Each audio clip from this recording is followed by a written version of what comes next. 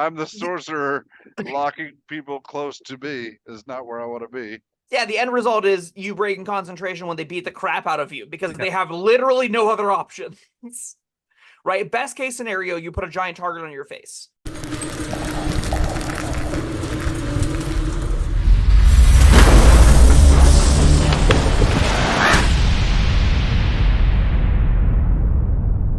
Hello, friends. Robert Bevan here, author of the Caverns Creatures series of comedy, fantasy novels, and short stories.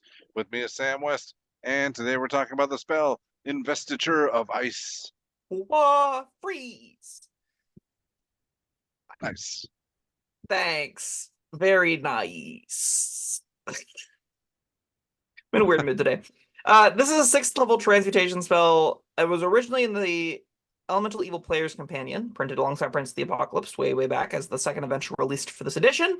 Now it has been reprinted, unfortunately, in Xanathar's Guide to Everything. I don't think any of these spells had any business getting reprinted, but they did. Hey, it sure does exist. So this is a 6th level transmutation spell. Its cast time is an action. Its range is self, concentration, 10 minutes, rolls not components. Till the spell ends, ice rhymes your body and you gain the following benefits. You are immune to cold damage and have resistance to fire damage. You can move across difficult terrain created by ice or snow without expending extra movement. The ground on a 10-foot radius around you is icy and is difficult terrain for creatures other than you. The radius moves with you. You can use your action to create a 15-foot cone of freezing wind extending from your outstretched hand in a direction you choose. Each creature in the cone makes con save, taking 46 cold on a failed save or half as much on a success. A creature that fails the save against halved until the start of its next turn. That's all that it do. Well, that's a few things. It is a 6th level spell, though. Yeah, that's the rub. Yeah. So I'm gonna read another spell. It's called Dragon's Breath. It says as concentration for a minute. Choose acid, cold, fire, light, or poison until the spell ends. A creature can use their action to exhale energy in a chosen type in a 15-foot cone. Hey, this might sound familiar.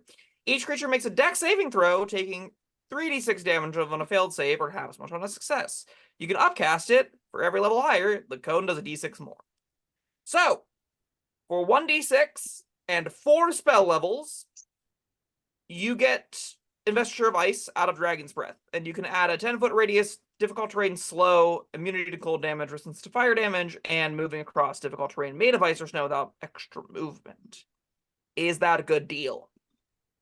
It could be in a very specific set of circumstances. In almost no circumstances. Almost none, but I mean, immunity to cold, if you're fighting Mr. Freeze, then yeah, that's pretty good.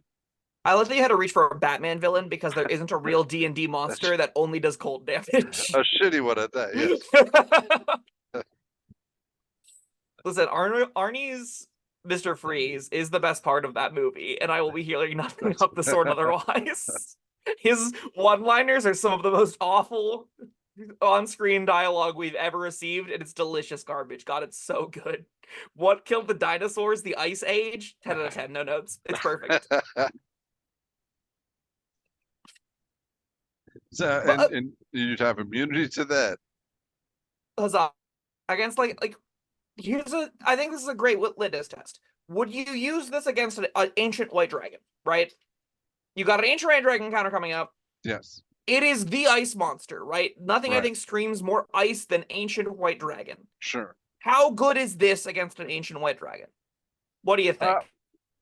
I mean, if they breathe cold. They do. But then they also beat the snot out of you with their teeth and claws. They sure do. This is doing nothing against. I got that. Mm-hmm. Yeah. All right. Yeah. All right. I see what you're saying now, because it's not as effective against that as you want it to be, and the other crap that you're getting isn't doing much of anything against that ice dragon. Yeah, I love that I'm getting a 46 cold damage ability against the things that are dealing me cold damage. That surely is going to go well, right? Well, if you were to guess, yes, ancient white dragons are immune to cold damage. So You just stone don't get an action out of this if you use it against cold dragons. Now, maybe the immunity to cold damage is enough. That is probably what you're doing it for. Against ancient whites, don't think so. But maybe against these non-existing creatures or creature I don't know of that only deals cold damage, we found the feature that beats it. Here's, That's here's, go ahead. Here's what I'm not thrilled about. All right. The last 2 bullet points are listed as separate features, but they're probably not. I mean, the ground and the 10-foot radius around you is icy and difficult terrain. That moves with you, but you're also getting a 15-foot cone, which is not that much farther out than your 10-foot radius. I mean, yeah, it does a little bit of damage, but it slows people down. These don't stack on each other, and yeah, they do. What? So, like, conceptually, if you get in the middle of a crowd and Right. you want to lock them in place, as Yeah. a sorcerer, warlock, or wizard, you usually aren't doing that. Right. Have everything around you it has difficult terrain, right?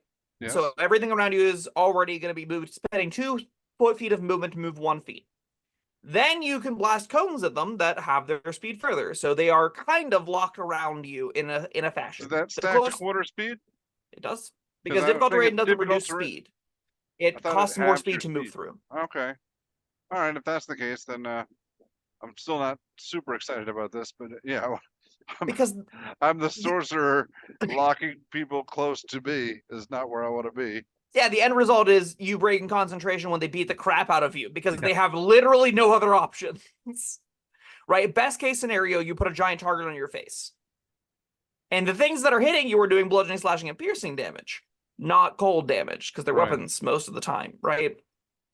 I think the fact that it takes concentration too, it has all those defensive spells that require concentration problems, spells that encourage you to be within melee range that take concentration are very fickle, they're very tricky. And you need all of this text to matter, I think, for you to get anything out of it. If you're just doing it for the slow and the cold, just use Dragon's Breath and accept that you don't need the slow, because it isn't that relevant. And it is way, way, way cheaper. Like, if you want the action repeatable effect, there's a much more affordable way to get it in this game now. Everything else here very much so is saying, in the cold environments, you're a superhero. You're a superhero until you take 2 clubs to the head, and then your concentration goes away, and you are still getting destroyed by the Ancient White Dragon. All right, now let me ask you this. The second bullet point, you move across difficult terrain created by ice or snow without spending extra movement. Would that count against Sleet Storm? Sleet Storm, I believe the answer is no. And I believe the answer is no because Sleet Storm specifies that it says the ice is covered with slick ice, making it difficult terrain. So the spell is making the ground difficult terrain. That ground is made of ice. So yes, if the spell just said the area within it is difficult terrain, it wouldn't, but because it specifies that there's a layer between the two, it counts. Just give me this one, Sam. Yeah, that makes sense. I thought for sure was going to say the area is considered difficult terrain, but it says the ground in the area is covered with slick ice, making it difficult terrain. So that counts. So there we go. That. Yep. All right. Yeah. Also, a creature starts to turn into the spell's area and is concentrating on the spell and makes a Constitution saving throw against your spell save DC or loses concentration. So something with this effect goes into a Sleet Storm. The Sleet Storm tries to knock the concentration off, but lets them move through it freely. That's kind of funny. So it's not even that good against Sleet Storm. No. I tried. I think I've talked about giving these ones in the past. Like, I want the immunity to cold damage sometimes. I just don't often want it. So there's like a spell in this game where you can use a reaction to get immunity to a damage type. I think that's way better than this because you cast it when you need it. You need it the one time the white dragon uses their breath weapon. I don't want to have to concentrate on this kind of effect for long. I don't want to need it to stay up. I don't want to have it prepared ahead of time. It is really, really clunky. And I think that makes it a 2 very generously. This might be a 1. It's close. Yeah, I mean, the resistance to fire damage, in addition to the immunity to cold damage, is probably never coming up, but it's there. Are you using a 6th level spell to get resistance to fire damage and a 48 or 46 cold damage action? I don't think you are, right? Probably not. By the time you're using 6th level spells, I want to be using spell slots every round. I don't want to be spending an action doing burning hands. Yeah. All right. Well, yeah, 2. two, like I said, that feels generous, but it's not nothing. It does something. It feels like nothing with a level 6 spell, but it's technically not nothing. Against Mr. Freeze, it'll be amazing. Yes. All right, that was Investiture of Ice. Sorry, Investiture of Ice, I tried. Maybe our commenters can try harder. What do you love about this spell? What did we miss? Let us have it in the comments. Until next time, thank you, Sam. Thank you, everyone, for joining us. Like and subscribe, and we'll see you next time. Goodbye.